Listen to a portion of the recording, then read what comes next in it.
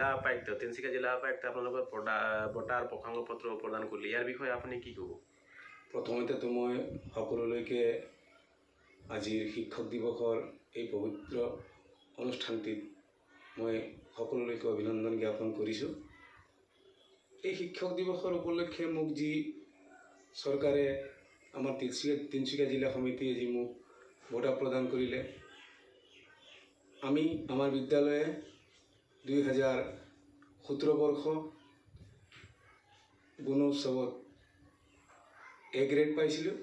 তাৰপিছত আমি 2018 বৰ্ষত A+ পাবলৈ সক্ষম হৈছিলোঁ। এই গুণোৎসৱৰ ফলাফলক কেন্দ্ৰ কৰিয়ে